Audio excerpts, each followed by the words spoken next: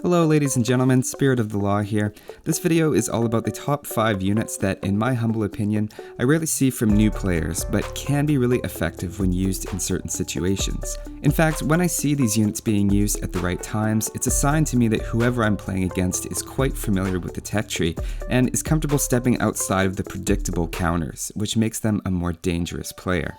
Of course, that doesn't mean everyone should use all of these all of the time, as unit choices are situational depending on the map and the other player's army composition and all that stuff, but I think there are a few really good counter units out there that you can reliably expect newer players not to use in situations they really should, and here they are as a top 5 countdown.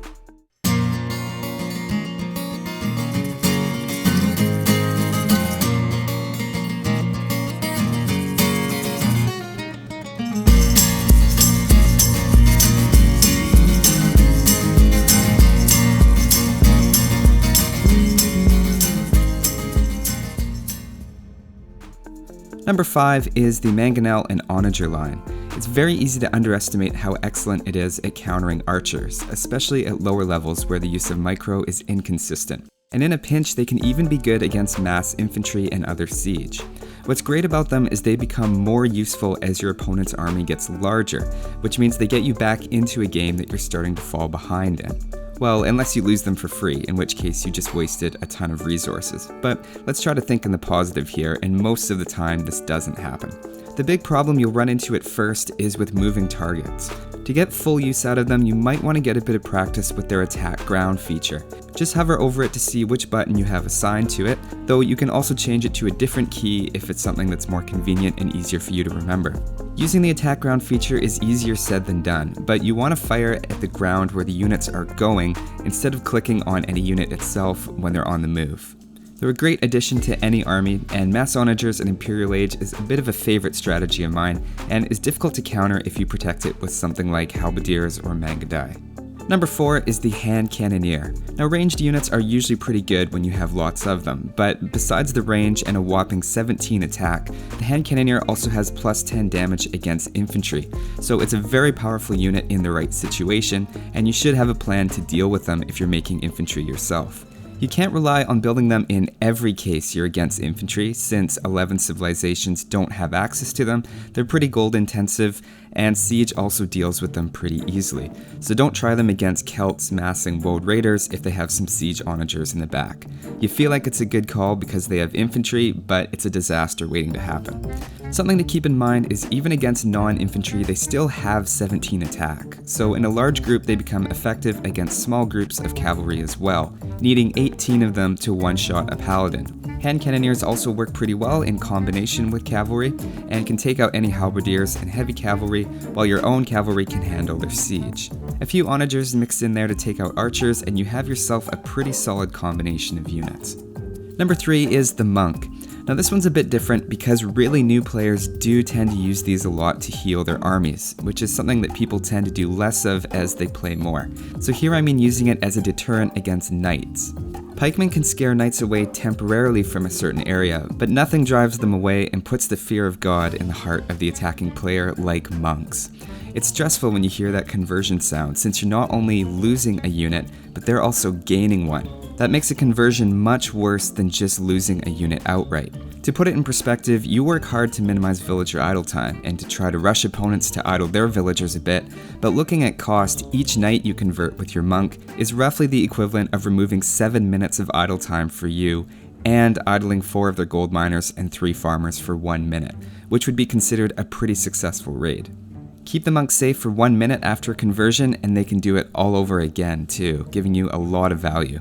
Having them around also makes you much more likely to grab relics, which pretty much everyone at any skill level will admit they should be paying more attention to collecting. Number 2 is using rams against archers.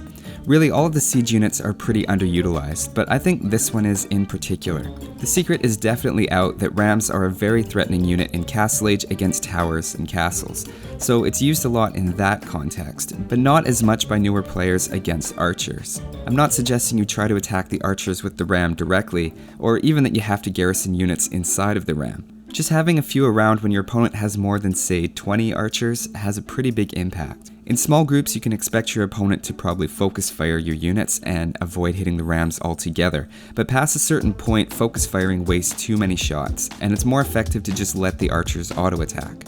In that situation, rams are ideal because they give the auto-attacking archers extra units to fire at, wasting shots that would normally be used against your more important units. It's not that the archers will shoot at the rams first every time, though that can happen to a ram if it's closer than any archers, but the main thing is that when the archer does target a ram, he's going to keep firing at it for a long time, and is removed from the fight temporarily. This is great in combination with cheap units of your own that the opponent won't focus fire down, like skirmishers or archers of your own. Before I reveal number 1, I have to give an honorable mention to villagers, as a lot of new players, it's true, don't make enough of them. It's pretty commonly said that the villager population should be close to half your maximum population if you want a really rockin' economy. As another honorable mention, I want to throw out scorpions.